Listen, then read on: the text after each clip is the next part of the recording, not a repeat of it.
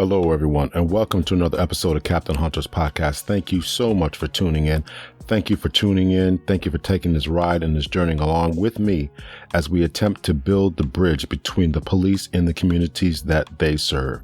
We got a great episode for you today. We got a good man, a knowledgeable man, professor at the University of South Carolina, Seth Stoughton. I'm really looking forward to him. I read a lot of his articles in the past. So I said to myself, why don't I just reach out to him, see if he'll be on the podcast? I'm constantly quoting him in articles. So I did. I reached out to him and he was so kind enough to join us on the podcast. I'm really looking forward to a good, productive episode for today. So thank you once again to my special guest. If you enjoy the background music, it was done by my godson, Avery Herring Jr. I plan to use this in the next few episodes so you guys can hear it, check it out. But if you want him to do some background music for you, or if you want him to do some music for you, you know, these young kids, they're trying to be rap stars. We're going to help him to keep on the right path and we're going to support him. Yes, we are. So if you want to hit him up to have him do some background music for you or do some other lyrics for you or anything like that, hit him up on his email. His email is averyherring2@outlook.com. AveryHerring, the number 2, averyherring2@outlook.com. You can also check him out on Instagram. That's Instagram at Reggie Blight. So it's Instagram at Reggie Blight, REGGIEBLITE, Reggie Blight on Instagram. So check him out. Make sure you support him. Show him some love. Make sure that you guys subscribe, that you share, and that you like this episode. We want to be found, we want to be easier to be found. So make sure that you're subscribing, that you're sharing, and that you're liking. And also, please remember, I have a Patreon page. Go over to Captain Hunter's podcast on Patreon. Check me out. Please become a supporter. You can also support me on Cash App, CPTL Hunter, PayPal, CPTL Hunter. That's Lawrence Hunter at CPTL Hunter, Venmo, CPTL Hunter. Whatever you give in support will help me to keep this podcast going. So I thank you in anticipation of how you're going to help out the podcast. Let's get into the episode. Here's a little bit about the background from my guest, Seth Stoughton. He is an associate professor at the University of South Carolina Law School, where he is affiliated with the Rule of Law Collaborative. He studies policing and how it is regulated, and his scholarship has appeared in the Minnesota Law Review, the North Carolina Law Review, the Virginia Law Review, and other top journals. He has written multiple book chapters and is the principal co-author of Evaluating Police Uses of Force. That is a forthcoming book by NYU Press in the spring of 2020. He is a frequent lecturer on policing issues, regularly appears on national and international media, and he has written for the New York Times, The Atlantic, Time, and other news publications. He teaches police, law and policy, criminal procedure, criminal law, and the regulation of vice. Seth served as an officer with the Tallahassee Police Department for 5 years. In that time, he trained other officers, helped write policies to govern the use of new technologies, earned multiple instructor and operator certifications, and taught personal safety and self-defense courses in the community. In 2004, he received a Formal Achievement Award for his role as a founding member of the Special Response Team. After leaving the police department, Seth spent 3 years as an investigator in the Florida Department of Education's Office of Inspector General, where he handled a variety of criminal and administrative investigations. In 2008, he received a statewide award for his work combating private school tuition voucher fraud. Seth earned his BA in English from Florida State University. He attended the University of Virginia Law School, where he was an articles editor on the Virginia Law Review, an Elise Hughes Cable Scholar, and the recipient of the Thomas Marshall Miller Prize. After law school, he clerked for the Honorable Kenneth F. Ripple of the United States Court of Appeals for the Seventh Circuit. Prior to joining the faculty at South Carolina, Seth was a Clemenco Fellow and lecturer on law at Harvard Law School, where he taught legal writing and a regulation of vice seminar. You can follow Seth at policelawprof, PROF. That's on Twitter. So if you're on Twitter, make sure you follow him, policelawprof. That's the introduction to who we have on here for you today. He is big time, so I certainly appreciate him coming on the show. As you can tell, he's done a number of big things, so I certainly appreciate him coming on the podcast. So without further ado, ladies and gentlemen, here's the interview. Please enjoy. Welcome to the show, Seth Stoughton, university professor at South Carolina. Thank you so much for being on Captain Hunter's podcast. Thank you very much for having me. I read through the bio, and is there anything that you have coming up that we should be looking out for? Well, I have my first book coming out early next year, which is exciting. It's called Evaluating Police Uses of Force, co-authored with a criminologist and a former police executive. And it is on, surprisingly enough, evaluating police uses of force. We talk about the constitutional law, state law, agency policy, and this other standard that we call the standard of community expectations, and how all of those different standards can apply to evaluate any given use of force. And one of the tricky things that we try to deal with is those standards can apply very differently. An officer's use of force can be what I'm sure you've heard before, lawful but awful. Perfectly lawful, but not living up to the expectations that community members have. So we just try and define and explore those examples in significant detail. I'm looking forward to reading that. Thank you so much. Tell us about how you got into this line of work. Obviously, you were a police officer in Tallahassee, I believe. So, but how did you, first of all, did you always want to become a police officer? And talk about your evolution to where you are now. Yeah, no, I was kind of tricked into becoming a police officer, actually. Okay. I went to college to be a high school English teacher, and while I was in college, got kind of distracted working as an instructor at a martial arts school. And one of the students at the school was the public information officer for the Tallahassee Police Department. He and I became very good friends, and he encouraged me to look at a position as a reservist. I would have had to take a semester off of school, but to go through the academy, but then I could have what was at the time, this was 2000, a pretty high-paying part-time job, which would have been a good way to supplement my income as a undergraduate. And also, I was 20 years old, so it was sort of a sexy idea, a cool job to do. So I started that process and had an interview with the police chief and the deputy chiefs.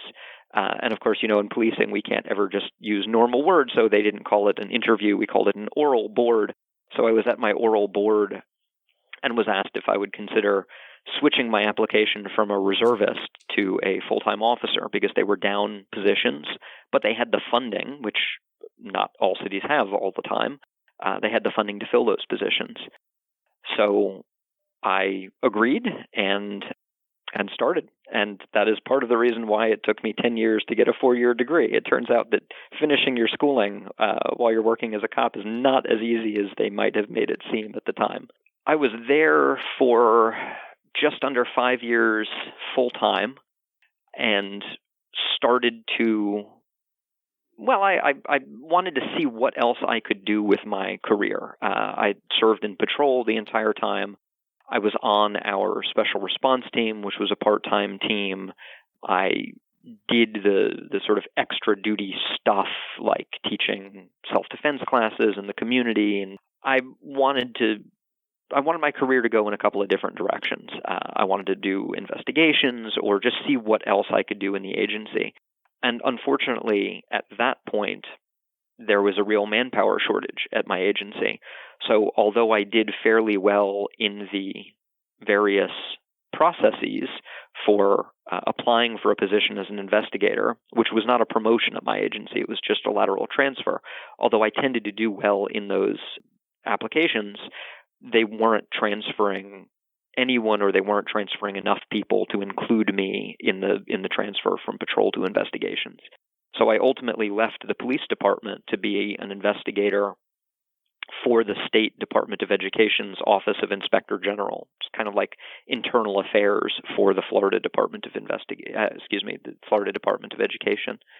And that really gave me this magical thing of a normal working schedule, which I had not been used to for 5 years. Yeah, I understand. It's tough. But I was able to finish my degree and had to think about what I was going to do next. And I didn't know. I was applying for positions in federal law enforcement and investigations. I was thinking about doing maybe some sort of financial investigations, going private with a bank or insurance firm or something like that. And a friend of mine said, I'm applying for law school. And that really got me thinking. And my wife and I started talking. And eventually I applied for law school as a 28-year-old with one child and another on the way. We figured it was the last chance to do that. So when I went to law school, I had no intention of focusing on policing or even on criminal law. I thought I had sort of been there and done that, and I was ready to move on and do other things, even if I didn't have a good sense of what those other things were. And when I started studying law and studying policing, criminal procedure, and Fourth Amendment issues from a legal and a more academic perspective, it really reignited my interest in policing in a way that surprised me, because I was feeling a little burned out, or at least a little over it, and I got sucked right back in. So now I've spent the last, this is my beginning of my eighth year. So I've spent the last 7 years studying policing as an academic now. Okay, nice. Now, you talked about the contrast between the academics. I would assume that you would contrast that with what training you received in the police academy. Is there a big difference in that? There is, yeah. There's a big difference in the training, and there's a big difference in just how information is conveyed. So as an academic and as a lawyer, when I'm teaching my students, for example, the basics of Fourth Amendment law, they have to read the cases. They have to understand the rationale that the court used to develop whatever rule it articulated. They have to understand how officers can live with that rule, what it is that officers do that would comply with that rule or might violate that rule. And one of the things that always strikes me is, as a cop, you don't get any of that. You don't really have time for any of that. So as a cop, the instruction that you're given is, here's what you need to do, or maybe here's what you need to not do. Just do that, or maybe just don't do that. And I can give you this perfect example of just the difference. There's a case called United States v. Dunn, D-U-N-N, that lays out the difference between open fields and curtilage. And you and some of your listeners may know that curtilage gets this special protection under the Fourth Amendment. It gets the same type of protection that a house does, but open fields don't. And in Dunn, the court laid out this 4-part test to help figure out whether something is curtilage or whether something was open field. If an officer walks up to someone's front door or goes around to the side or goes to the back, are they on the curtilage of the house, in which case it might be a search for Fourth Amendment purposes, or is it open field, in which case it's not going to be a search for Fourth Amendment purposes. And it's actually a really tricky test, or it certainly can be. And I remember as a cop learning, if it has a roof that sticks over it, it's curtilage. So the house and the eaves of the house and the front porch, that's all curtilage because it has a roof over it. And Right. it's really a very simplified approach, Right. which I think gives us some important lessons, right? It's not that cops aren't legally sophisticated, because cops very much can be legally sophisticated. It's the way that we translate complicated legal rules for an operational environment that cops work in.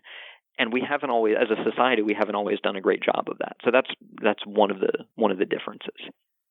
Sure. And I can remember that particular case, and I didn't understand. I probably still don't understand it, certainly on an academic level today. And I can remember, I think that was the case where, that Dunn case is where the officers dug up something in the guy's backyard way away from the house. Is that the case?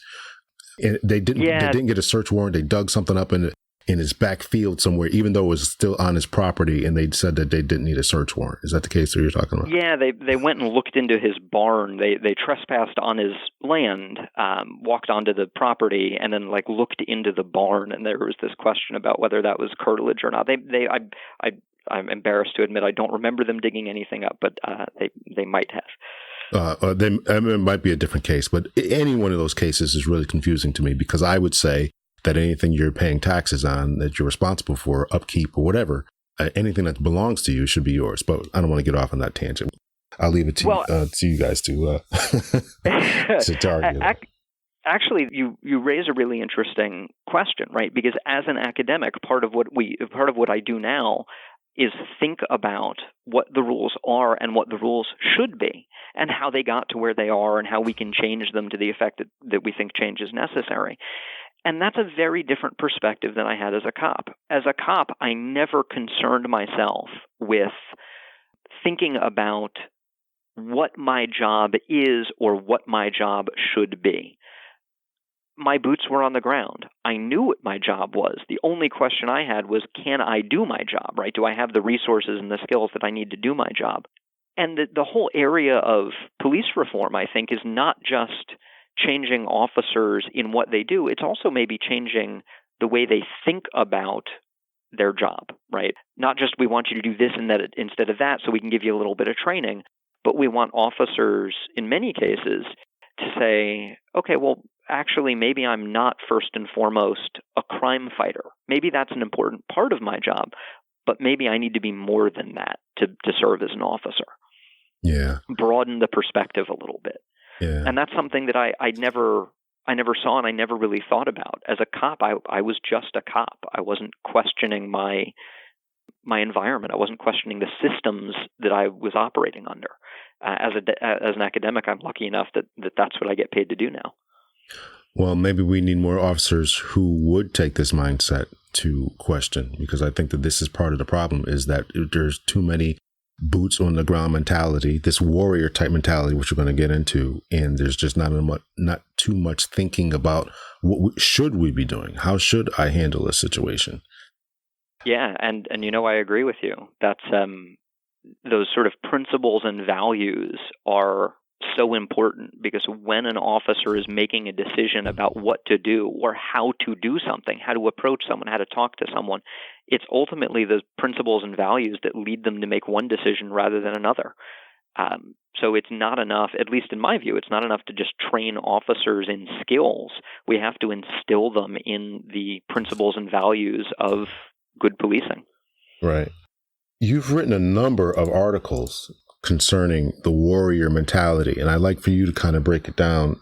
And there is a certain article I'd like to get into that I just read very recently, obviously as I was preparing for this podcast, and that is Principled Policing, Warrior Cops and Guardian Police Officers is the name of it. Yeah. And you wrote that in 2016. But just give us what the problems are, or is there a problem with the warrior mindset? Just give us a brief rundown of that. Yeah, and I think there is. So let me first explain what I mean by that, and then I'll explain why I think it's a problem.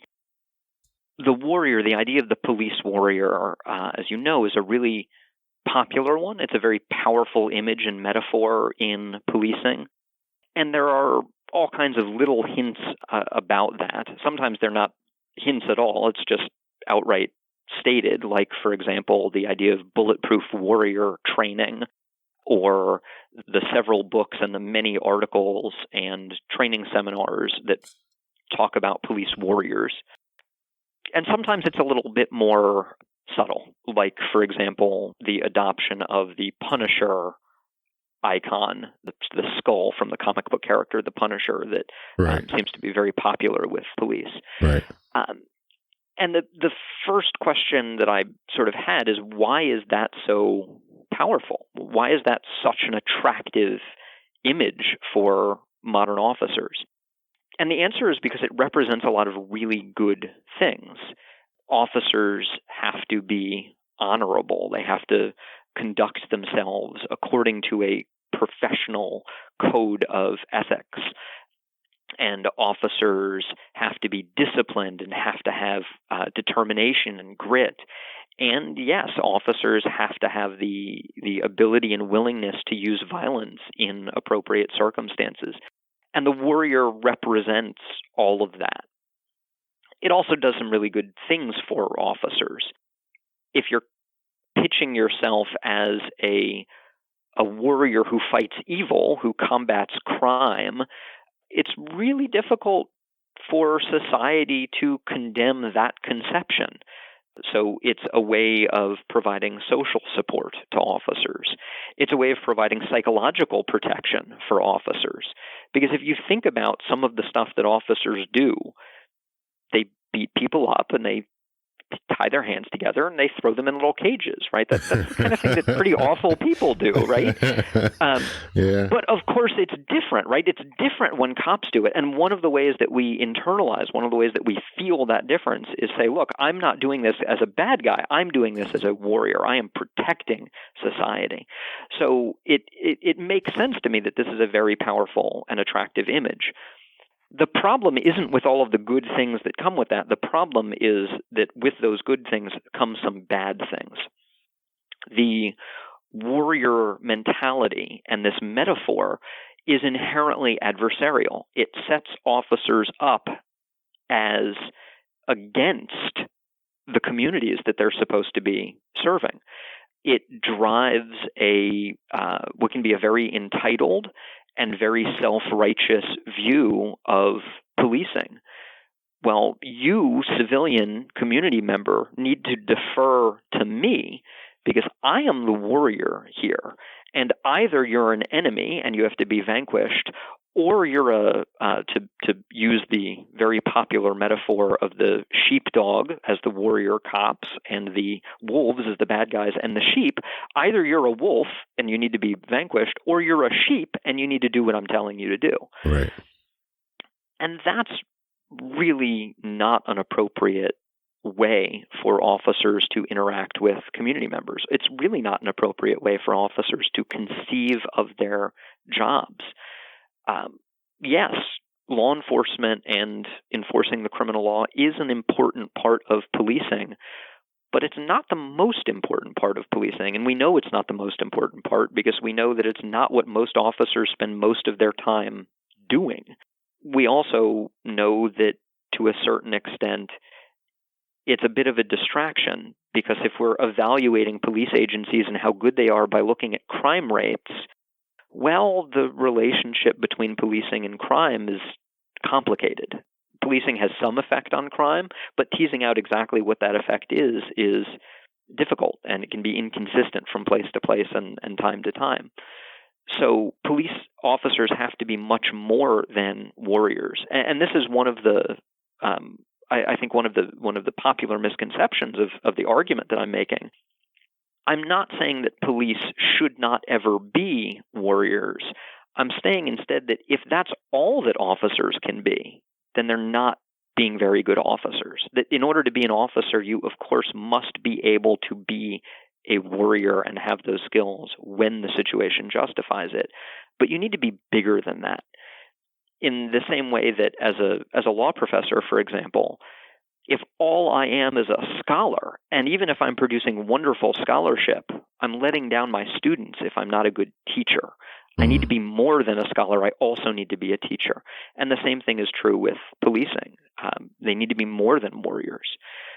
So that's where I introduce this concept, and I should take pains to say I am not the one to introduce the concept.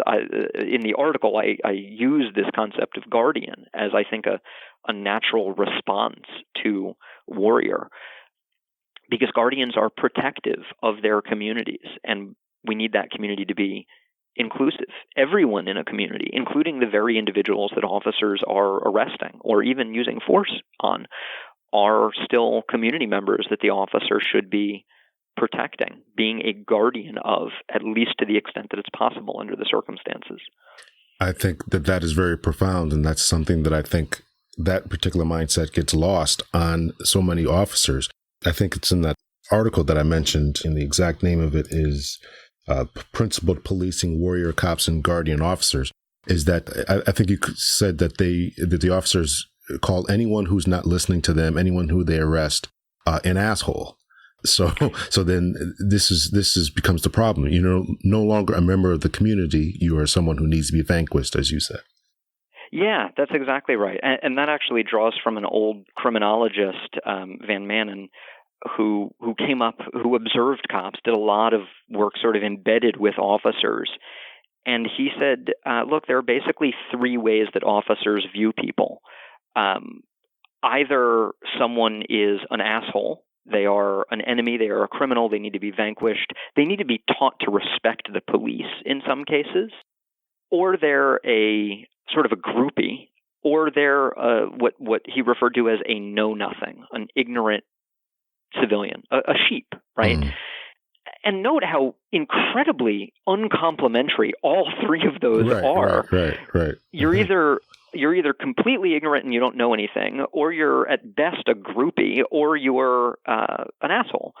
That's not a great relationship for officers to have with their communities. Any one of those is not a great relationship for officers to have with their communities. And if those are the only options, there's a deep problem with policing and the perspectives that officers have. Right.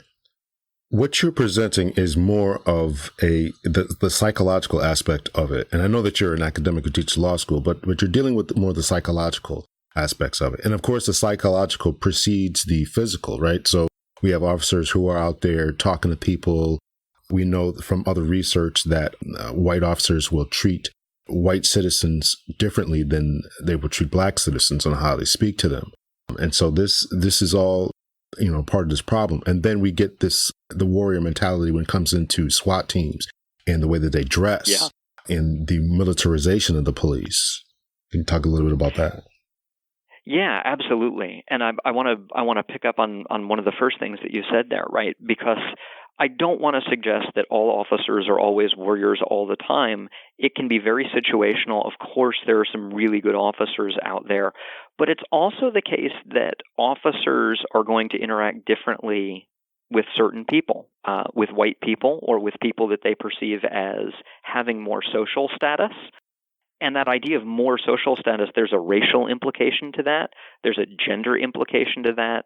There's a socioeconomic status implication to that. So one of the examples that's sort of my go-to here is the Sandra Bland traffic stop. I wanted to get into that. Yeah, please. Yeah. So if we take the basic facts, the officer stopped the car and walked up. There was an exchange. The officer went back to his car, walked up a second time, said that the driver, Miss Bland, looked irritated.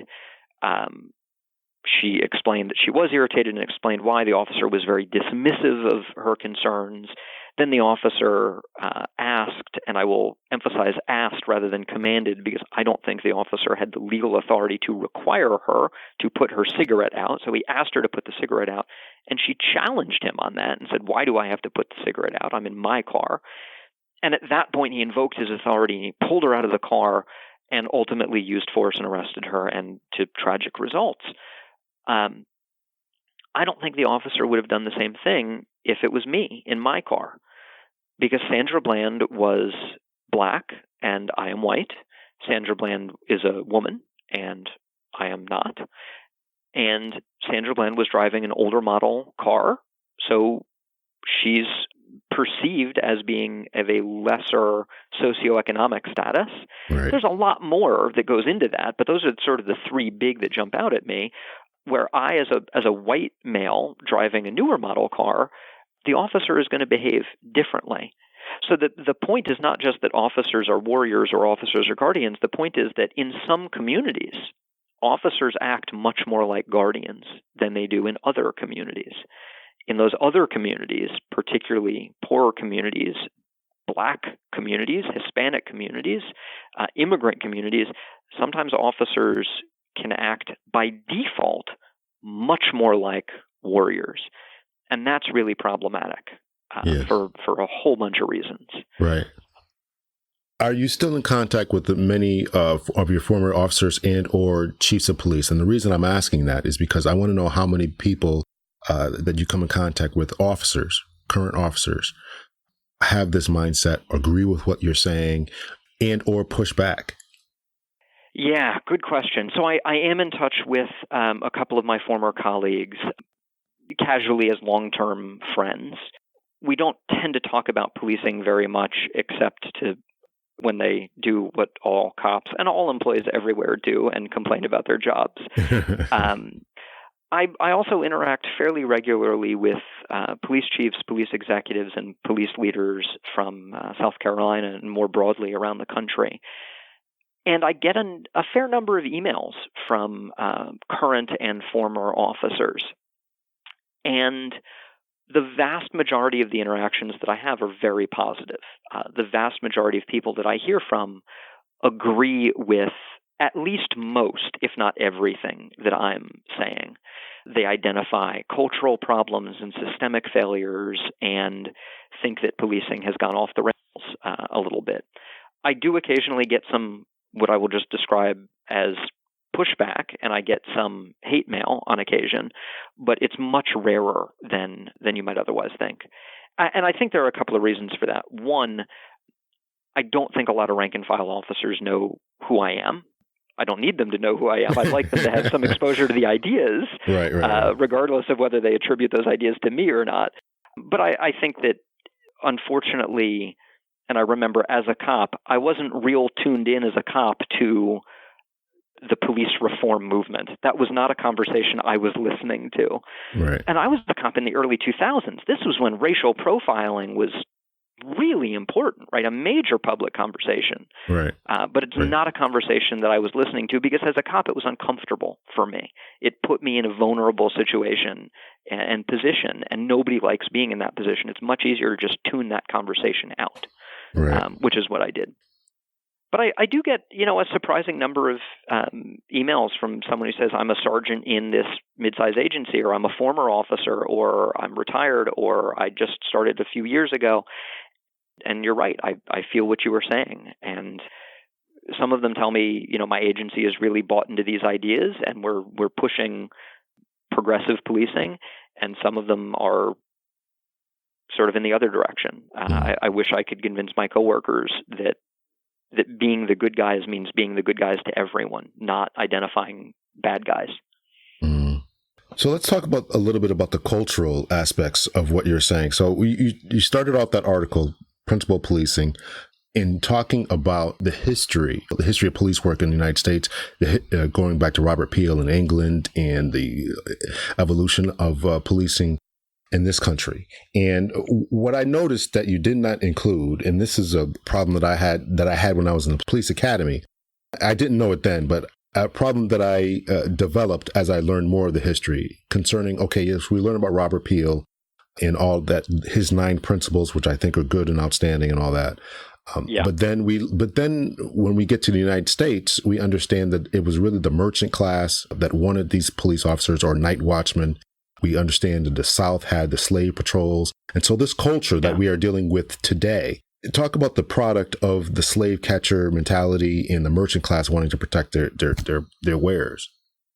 Yeah, great question. And in the article that we're talking about in Principled Policing, I sort of follow a couple of criminologists who've identified these 3 eras of policing: the political era and the reform or the professional era, which is sort of the police as crime fighter era, and then what they call the community policing era, which I argue we never actually entered.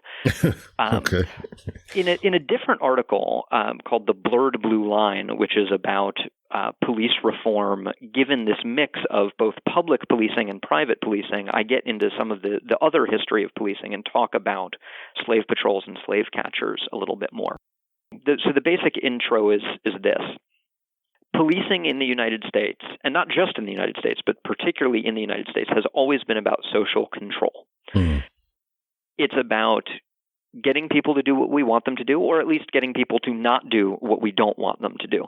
That's actually true of the English policing model too, right? I'm a big believer in the Peelian principles, those 9 principles of good policing.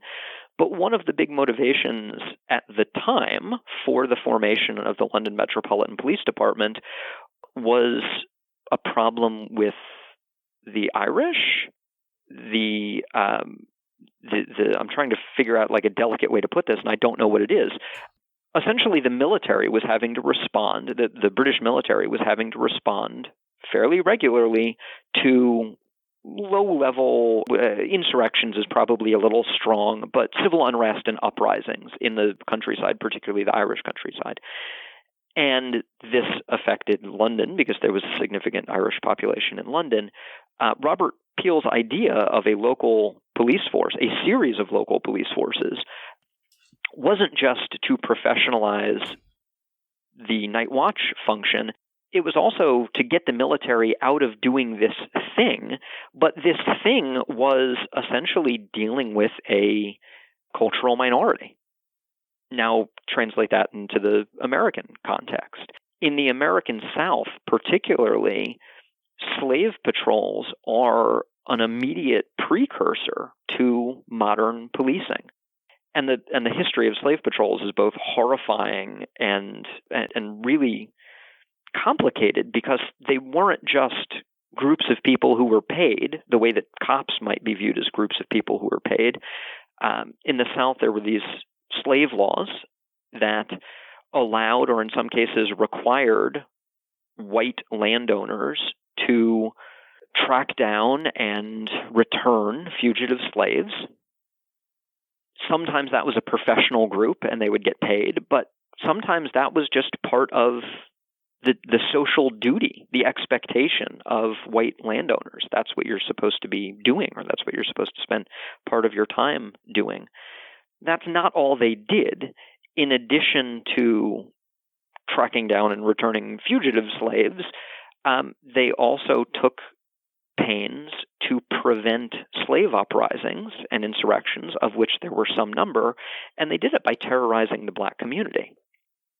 So we have a formal, or at best semi-formal, group of people engaged in social control, trying to get a part of the populace, in this case the enslaved population and sympathizers, to stay quiet, and they did it by intimidating them. That has a corollary, a mirror in the North, where slave ownership at a certain point in history was not as prevalent, but we still see very similar and very racialized approaches to policing. So in New England, for example, there were the German neighborhoods and the Irish neighborhoods and the Italian neighborhoods, and the cop's job at its core was to keep the neighborhoods happy so that whoever happened to be the local precinctman, whoever the local elected official was, would stay in power. Because if the local elected official got voted out, all the cops got fired and they were replaced with political appointees, essentially. Right. So the way that they did that, the cops in the German neighborhood made sure that the German neighborhood stayed German. And that meant that if someone else wandered in, the cop would boot him out of the neighborhood, sometimes quite physically. That was especially true for blacks and racial minorities. So the social control, the racial implications of the social control function of policing go back not just to the early days of policing in this country, but actually even before policing, to the entities like the slave patrols and the city watches that gave rise to modern policing. So we're talking about an institution that at times in history, and certainly cops like the noble image of policing, but we're talking about something that's built on a very, very really terrorizing foundation in some cases. People have this love for police officers, and it's almost, it's almost, I don't even know what the term for it is. It's overboard in many aspects. And they refuse to convict officers when they're plainly doing something wrong. I think about that Michael Slagler, Walter Scott situation. These Samuel DuBose in Cincinnati. I don't understand where this comes from, where they can watch these videos and people will say things like, well, we need the police, or that Michael Slagler didn't do anything wrong. It's flooring to read these and understand what's going on with this. Yeah. So I'm going to give you a short, pithy answer, but I really mean it. It's because policing as an industry has done a phenomenal job of PR over the last 100 years. Policing has sold itself as the the thin blue line, right? The only thing in society that prevents civilization from slipping into chaos. Let me back up a half step here. We did not always in this country have such a positive view on the whole of policing. The formation of what we now consider modern police agencies in the 1840s and 50s and 60s was really controversial, and there was a lot of skepticism about it. We had, less than 100 years earlier, just thrown off the yoke of King George and the English crown. And there were concerns that if we had a uniformed police department or police service in this country, that would be just like having the uniformed members of the British military. They'd be redcoats, but in different colors. So there was a lot of skepticism about that sort of gradually gave way. There was skepticism about the formation of police. There was skepticism about whether officers should wear uniforms. There was skepticism about whether officers should be armed, which originally they were not in this country. The first 20 years or so, firearms were generally not allowed, or at least officers were not generally allowed to carry firearms in the United States. And that kind of started to shift, I would say, and this is somewhat subjective, right? So I don't want to suggest this is a deep historical analysis, but I think that started to shift in the aftermath of Prohibition. Law enforcement sort of struggled along for a while. You know what? I'm going to go back even before Prohibition because it's part of the racial story of policing. Mm-hmm. In the aftermath of the Civil War, which is what gave rise to a number of modern police agencies, in fact, a number of the original uniformed agencies were wearing surplus Civil War uniforms. That's what they issued to officers. In the aftermath of the Civil War, we had this brief, relatively promising period, the Reformation period, that was fairly quickly crushed by a reemergence of what I think it is fair to describe as white supremacy. Right. Police agencies played an active role in that crushing, much to our shame, much to, I think, the shame of anyone who studies the history. Police agencies allowed, and in some cases actively encouraged or engaged in lynchings. Police agencies, not all, but certainly a number of them, fought against concepts of racial equality through the civil rights movement. Right. So in that lens, it makes total sense why big chunks of the population might look with a lot of skepticism on policing, an institution that has, if it has ever served their interests, which is arguable, at best it's only been in the last, I don't know, call it, if I'm being generous, maybe 50 years, right?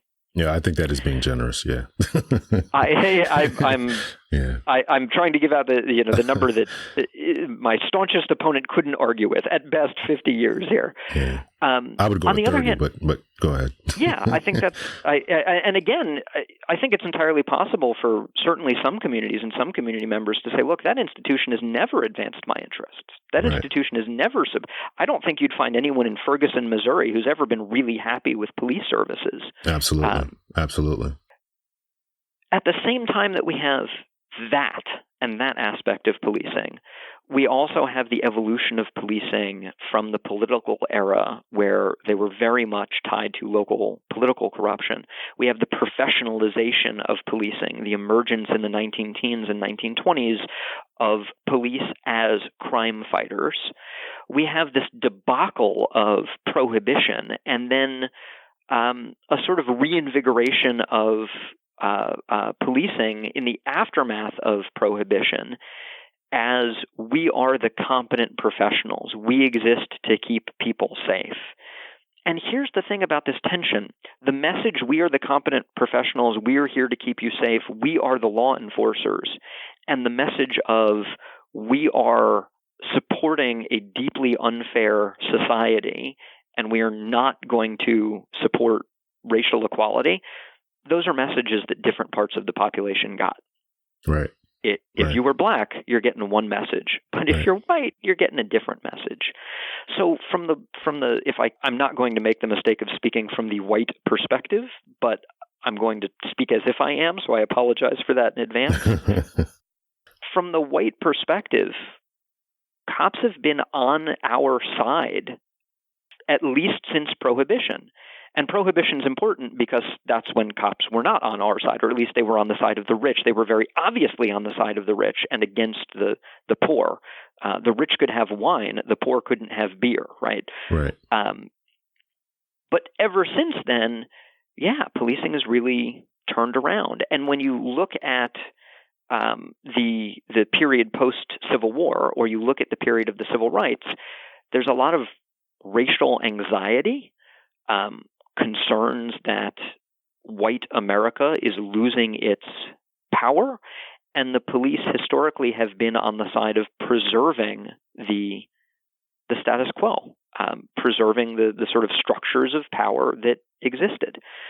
So when we get to I apologize, by the way, for taking such a long time to answer what should be a fairly simple question. No, please take your time. Go ahead. How could a jury possibly fail to convict Michael Slager, who shot Walter Scott, or the officers, Timothy Loman and the other officer who shot Tamir Rice, a 12-year-old in Cleveland, right? Or Sam Du Bois, or John Williams, or... It's because a significant chunk of the population has never seen the problems of policing that the Black community has seen. Right. It's because we've always trusted police. We've always been willing to give police the benefit of the doubt, in part because they have sold their job as incredibly difficult. They've sold themselves to the public as heroes, and we as a society have bought what they've been selling. And it wasn't always that way. This is I'm going to take a split second and do sort of a non-racial aspect of history. In the early 1900s, there was the Boston Police Department was unionized, and there was a dispute over pay, and the Boston police officers went on strike.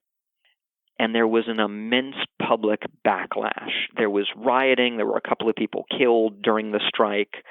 And there was this immense public backlash against policing and against police unions particularly, which is part of the reason why we still have this divide between police unions and other labor unions and public sector unions. Yes. So it hasn't always been the case that everyone in society has looked at policing and thought, wow, they're great and they deserve every benefit of the doubt. It's always been a subset, or a majority maybe, but a subset of society that's had that perspective. And it's because policing has done a lot intentionally, I would argue, but also to a certain extent unintentionally, to build that type of public support and to convince people, look, in a ambiguous situation, you should give officers the benefit of the doubt because they are the heroes who put their lives on the line every day to protect you. I can remember when I was taking some classes at a community college to try to get my degree. The teacher was given, I think it was a criminal justice teacher. It was given a talk. Now, the city of Waterbury, where I'm at in Connecticut, has a large Albanian population. So I actually play chess with a lot of these guys. I'm kind of a chess nerd. So okay. So we're kind of talking about what that, and the teacher was talking about this Albanian population and their history with the police in Albania, or whatever it was called at that time, and the Gestapo, and how brutal these regimes were and the police were to their citizens. And as she's talking about this, I'm just looking at her like, don't you realize that what you're talking about with them was the same thing was happening in my community? Don't you realize the cognitive dissonance and the inability to see that is one thing. I interviewed another man. Maybe you've heard of him, Michael Bell. He's going to be coming on the show. He's from So he's going to be on the show. From Wisconsin, Michael Bell. And so he actually admits that when his son was killed, he couldn't believe what happened as far as the police cover-up with the Kenosha Police Department. He actually admits this, that he was a white guy who thought that the minority community was just exaggerating about everything that was going on until it happened to him, until the cover-up happened to him, until the police brutality, corruption, and all that happened to him, he didn't see what everyone else, what the Black community or minority communities were telling him for so long.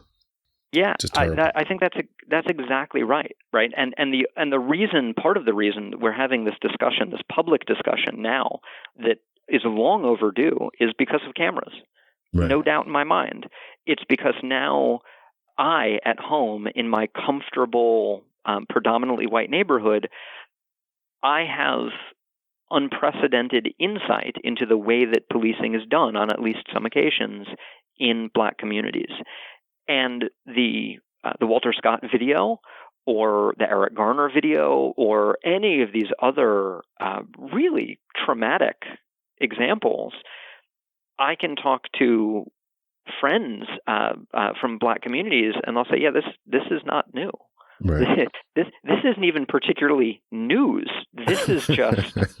And you're so, I remember as a cop, you're so right with that example of sitting in class. I remember as a cop, I worked in Tallahassee, a big university town, and we had someone from the university come in. I think it was at my academy class. It might have been in the training that I got at the police department. And they gave us this insight into international students and faculty members from the university, really anyone from overseas, which I had never had. I was born in California, but don't have any memories about that. I grew up in South Florida. And they were talking about how some people from some of these countries have never, the police are brutal and extortionist and just you have to go to extra lengths. And this was the big takeaway. You have to go to extra lengths to prove that you are a public servant, that you are doing things the right way, that we have a rule of law, that we respect the rule of law, because that's not their starting assumption. And the issue of race never occurred to me at the time. Talk about an example of privilege, right? Right. It never occurred to me at the time. And it's only now looking back and talking with you, of course we could have the same conversation. And today I have the same conversation with officers. Like, remember, officers take a lot of pride, as you know, in treating people equally and based on their actions and not their race. And one of the messages that I want to send to police is treating people equally is not enough because people aren't equal. If I am a cop and I pull over or interact with a 16-year-old Black male or a 16-year-old white female, they are going to come to that interaction having heard different stories about the police from their friends and family, maybe having had different interactions with the police. Good point. So I can't treat them equally because if I do, I am failing to acknowledge that I need to put in extra effort, or at least I am highly likely to need to put in extra effort with the young Black man to make my case, right, to establish my professionalism. And that extra effort doesn't have to be what people assume to be hug a thug or kissing his butt. It's just understanding where that Black kid comes from. Absolutely. Yeah. Absolutely. In fact, one of the lessons that I know, like Sue Rahr, the academy director in Washington State and former sheriff of King County, one of the things that we've talked about is empathy, this incredibly important idea of empathy, recognizing and appreciating and respecting where someone else is coming from. It doesn't mean you have to agree with them. The officer can still think it's really silly for this guy to be scared of me.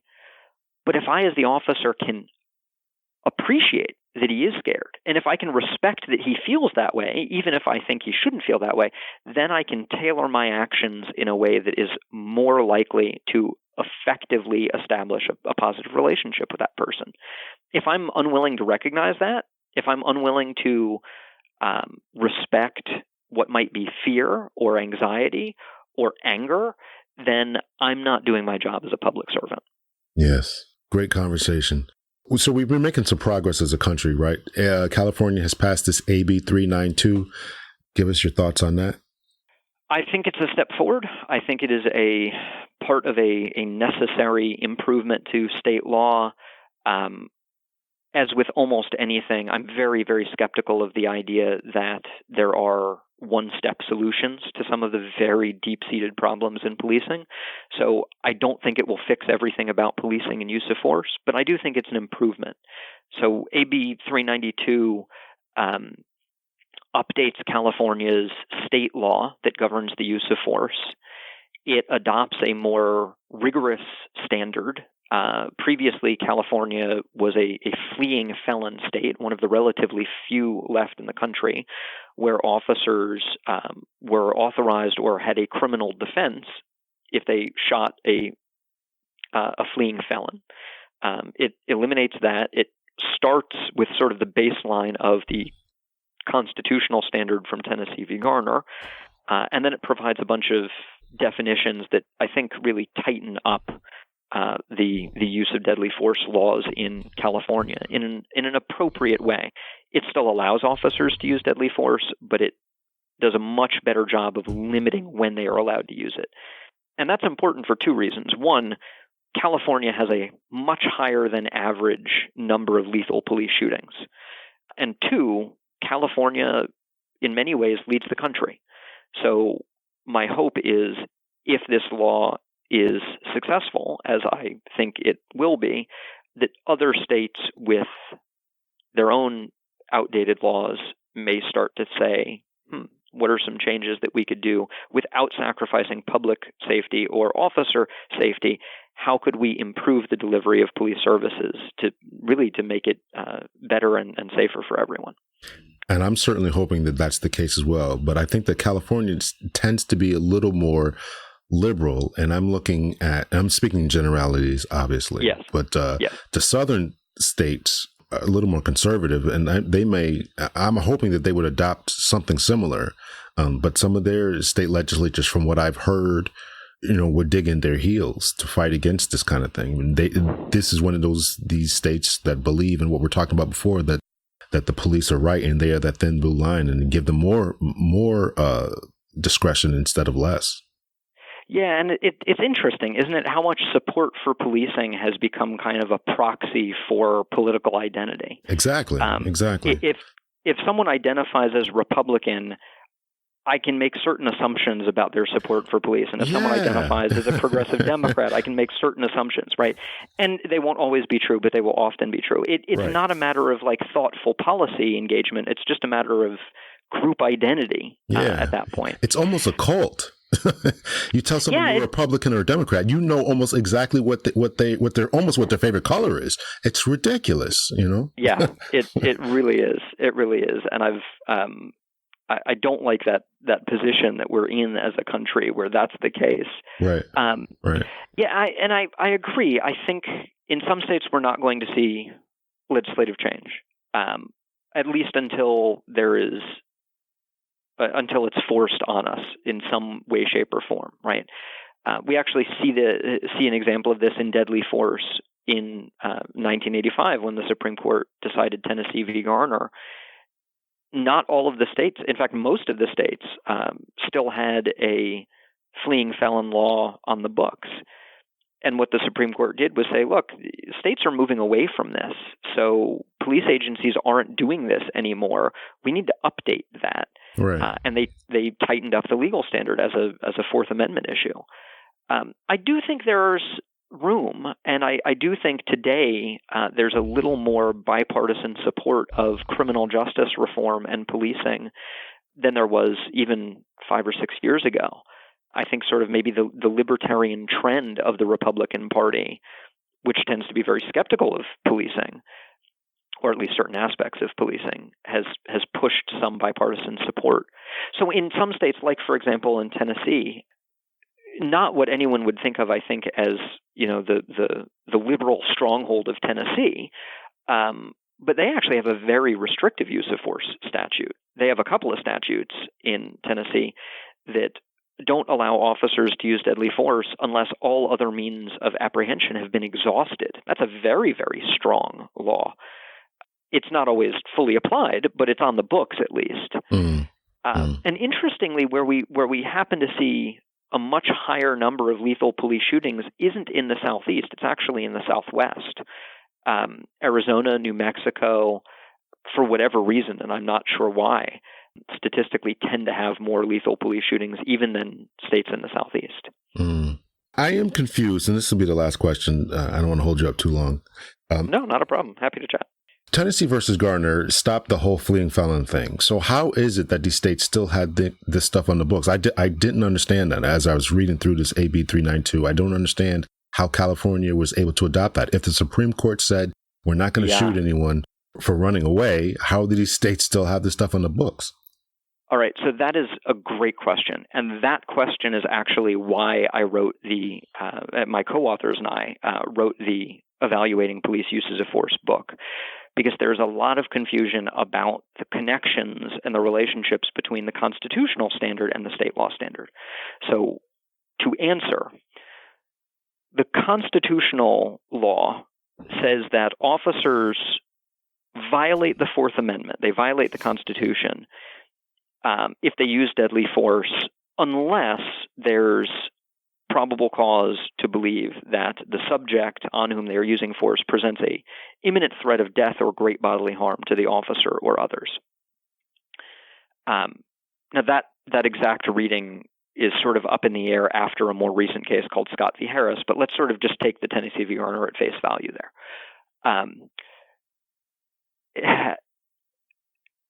So what the constitutional standard did was it told states, you can't authorize officers to do this anymore, because you, the states, you cannot authorize officers to do something that is unconstitutional. That authorization would be unconstitutional.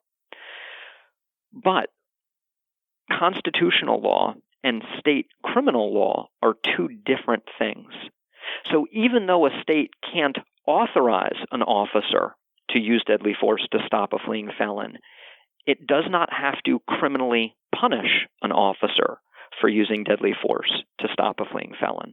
In fact, the state can allow the officer to invoke a justification defense, saying, so you can look at statutes as authorizing an officer's action. You are allowed to do this. Or you can look at a statute, a different approach would be to take a statute and say officers can use this defense in the event that they are criminally charged or maybe even civilly sued in a state court. There are two different ways to think of use of force statutes. One way is that there are statutes that authorize officers to use force. You're allowed to do this. Another way is to give officers a defense in the event that they are criminally charged or maybe civilly sued for using force. You're not exactly allowed to do it, but you can invoke this defense to evade liability for doing that. What Tennessee v. Garner did is it told states you can no longer authorize officers to use deadly force except when there's probable cause of an imminent threat of death or great bodily harm. That's the civil standard. That applies when an officer gets sued for violating the Fourth Amendment. It might apply when someone is trying to say that a particular state statute that authorized the officers to violate the Fourth Amendment is unconstitutional. But the criminal standard is different. It's independent. The Constitution and the constitutional law standard cannot tell states that they have to criminalize things. In other words, an officer could do something that is unconstitutional, but still is not criminal and may even have a criminal defense at the state level. It's also there's a flip side of that too, right? A state could criminalize something, or could ban it, or could allow civil liability for it, even if it was constitutional. So a state could pass a law, and none has that I'm aware of, but a state could pass a law that says officers are not allowed to use tasers. It is a crime to use a taser. And even if the taser use would be constitutional, it would still be a violation of state law. Right. So just think of that, but in reverse. And it's confusing and it's a little nuanced. And it's really, really important. And I'll tell you why it's really important. Because when I see, and I see this all the time, I see state attorneys, state prosecutors, who are making decisions about whether to file criminal charges against an officer, but they apply the wrong law. Instead of applying their own state law, they look at constitutional law. What a state attorney or a state prosecutor or a district attorney is supposed to do is look at someone's actions and say, does this violate state law? Not, were their actions constitutional? Because the answers to those two different questions can be different. And unfortunately, there's a lot of confusion, maybe some intentional confusion, but I think a lot of unintentional confusion about how to apply these different legal standards. Just listening to that, I would think that they're probably doing it intentionally because they want these officers to get off. They want to look good in front of the public and say, we did something. They charged them, but then they didn't get the right conviction. That's just my own particular guess. I don't know. I think in any one case that may well be true, right? So if you look at the if you look at the Michael Brown grand jury, the proceedings against the officer Darren Wilson, the prosecutor in that case gave the jury two different instructions. They told them first that, as a matter of constitutional law, officers required an imminent threat of death or great bodily harm before using deadly force. But that's not actually the right law in Missouri. In Missouri, they still have a variant of the fleeing felon rule. So the prosecutor also instructed the jury about that more lenient and more permissive standard. And that may have been intentional as a way to muddy the waters, because we know that juries and grand juries are willing to give cops the benefit of the doubt. So if we muddy the waters a little bit, we're less likely to get an indictment and less likely to get a conviction. And some of it, I don't want to impugn bad motives on everyone, because I think some of it is honestly just ignorance. This type of law, the police use of force laws, are not the kind of laws that prosecutors deal with anymore. So if they're trying to figure out what the law is, the most robust resources for them are all about constitutional law. So they're sort of reaching their hand in the toolbox, and they really are looking for a screwdriver, but they don't know that, so they grab the hammer and try and pound it, and that's not going to work. Or at least it's not going to work properly. So there's a lot of confusion, and I think in at least some cases, I would agree that there is some intentional confusion about the legal standard. So where do we go as far as criminal reform? How do we? Is it going to happen? Are you optimistic about this approach? I am optimistic, but I will tell you that I am optimistic in a way that's different than a number of people.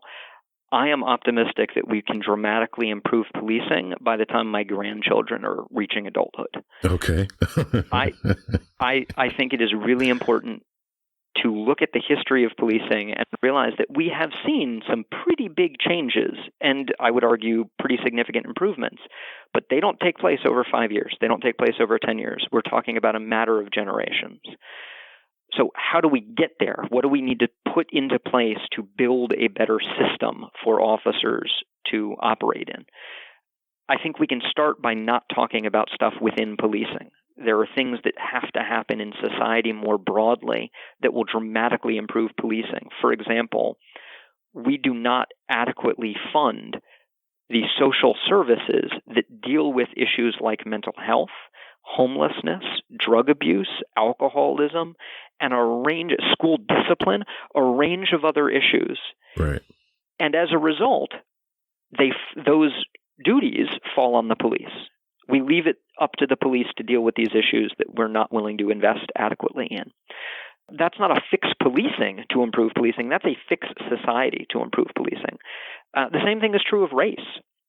There are a number of racial issues in policing, but part of those issues are not because there's racial issues within policing. It's because there are racial issues in society, and policing operates within society. Yes. So For example, think of all of the number of instances where someone has called the police over a person being black in some area, right? In a Starbucks or in a college dorm, or so when the police get a call, yes, of course, we want them to respond appropriately. But the first sign of trouble there is that someone is calling the police about that, right? That's not a policing issue.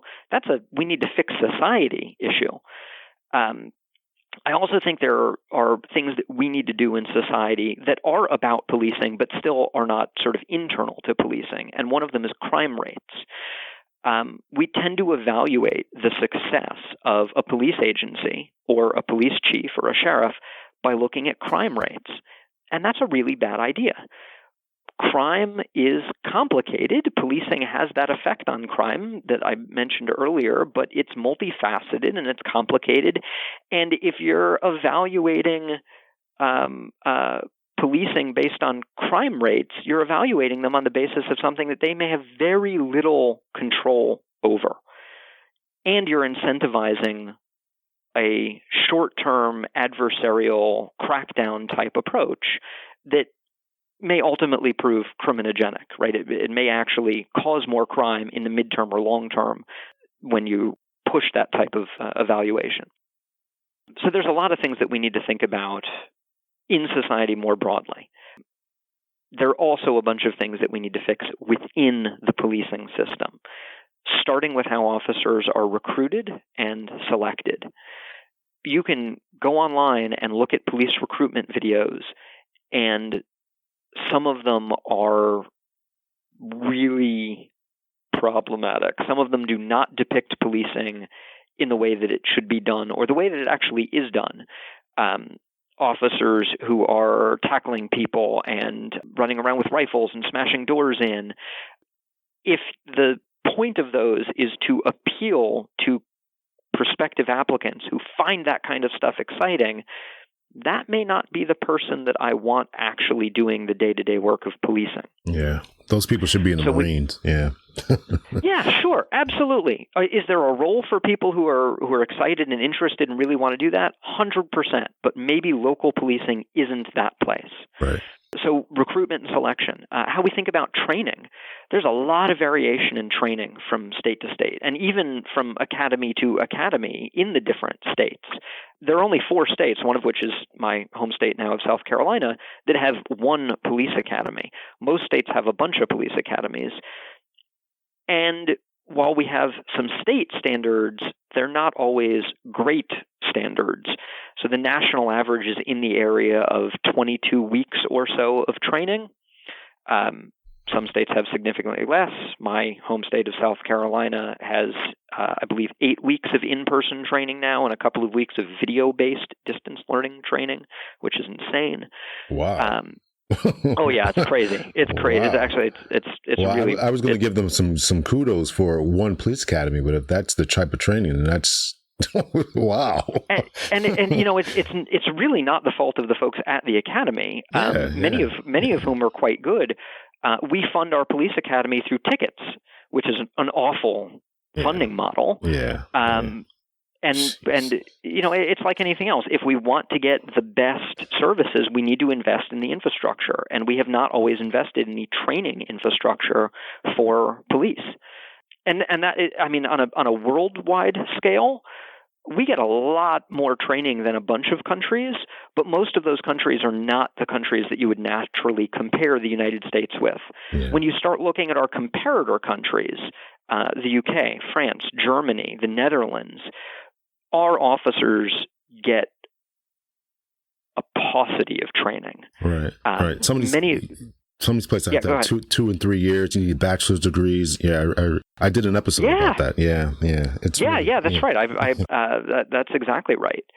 So training is one, but training isn't enough either. And I'm very skeptical of the idea that if we just throw some training dollars in there, we can fix the problems. Training is part of the problem. Supervision. How are supervisors selected? How are they managing their officers? You can have the best sort of community policing training in the world. But if the supervisors are always yelling at the officers and aren't listening to what the officers say, then the officers are going to yell at the civilians and not listen to what they say. So there's a whole sort of internal ecosystem of improving policing. Maybe looking at even the criteria of who can be an officer. States vary, but it varies between, the minimum age varies between, I think, 18 and 21. And one of the things we know is that life experience generally improves police decision-making. Older officers tend to use force less often. Older officers tend to be more patient. So maybe we should try and push more hiring of 27-year-olds instead of 22-year-olds, for example. That's a good point. Yeah. Better data collection. We have crap data collection in this country. I do, in my police law and policy class every year, I pull up just these random bits of data that I can easily find on the internet. How many cars and light trucks were exported from the United States to Bahrain last year? How many did we import from Canada, right? How many metric tons of potatoes or croissants and other baked goods did we import and export? I can get you exact numbers, or pretty darn close to exact numbers on all of those. How many times do officers shoot and kill someone? How many times do officers shoot but don't kill someone? How many times do officers deploy a taser or strike someone with a baton? We have no idea, and that's just embarrassing. So we need better data collection on use of force, on traffic stops and pedestrian stops, on the enforcement contacts that officers have with individuals, because we can't really have a very informed conversation about what cops are doing if we don't know what they're actually doing. And in some cases, officers themselves and agencies themselves don't know what cops are actually doing. So I have this conversation with cops on occasion where I'll say, so what's the sort of the core function of your job? What's your main focus? And most of them say crime fighting, law enforcement. Have you ever thought about how much time every day you spend doing that? And how many of your calls, if you're on patrol, how many of your calls for service involve that part of your function? And it's not much. It's actually a relatively small percentage of what most officers spend most of their time doing. So how do we translate that for officers to give them a more accurate understanding of what it is that we in society are asking them to do, and also a more accurate understanding of how community members are asking them to do that job? And that doesn't even get into stuff like civilian oversight and review and investigating critical incidents like shootings. Those are whole other sets of conversations. So there's lots of room for improvement. Yeah. So I see. I think that you've given us some great markers to reach for, this data collection, older officers. I never even thought about that. That is actually good. From a psychological perspective, we know that, the brain doesn't stop maturing till 26 or so. So why are right, we, yeah. Why are we allowing, and I came on when I was 22, so maybe I was too young for that, but whatever. I was definitely too young. I was actually on the road in field training for a week before I turned 21. I was the youngest officer at my agency at the time. Yeah. And, it worked out okay for me, but looking back, I would not have recommended an agency hire me at that age. Yeah. My son is in the Air Force. He's going to be 23. And I just went to see him. He's out in Seattle. I went to see him and I'm thinking to myself, he's how immature he still is. Now he's doing well. He's got his own apartment in the Air Force doing everything, but there's no way I want to be a cop. I hope he doesn't listen to this. He's just a little, he's still got some more growing up to do because there's adult decisions that have to be made. And I think that's actually a really good point is maybe we ought to make it 25 or 20. I don't even think in some states you can, or some insurance companies won't let you rent a car unless you're 25 because they want you to have that maturity level. So that is something people need to really consider, And how, as a cop, when you're interacting with people from all walks of life, sometimes to use the cliche, but it's absolutely true, sometimes on the very worst day of their lives, how can you connect with them if you don't have a little bit of life experience? Yeah, that's very true. That's really actually very profound. I never really thought about that. So I'd like to have you back again if you... Yeah, I'd love to. In fact, I realize now I never answered your question about the sort of militarized policing, which I know you did an outstanding episode on, by the way. Oh, thank you. I appreciate that. I'd be happy to talk about that aspect, because that's sort of the implementation of and the manifestation of a very warrior mindset, a very adversarial approach to policing. Yeah. All right. So we'll definitely set that up. I'd definitely like to have you back again. Thank you so much, Seth Stoughton. Thank you so much. Appreciate you. My pleasure. It was a real honor. Thanks for having me. Okay. Thanks. Bye. Bye-bye. So once again, I'd like to thank Professor Seth Stoughton for being a guest on the podcast. He was really, really informative. I hope that you, the listener, were engaged and took some information in.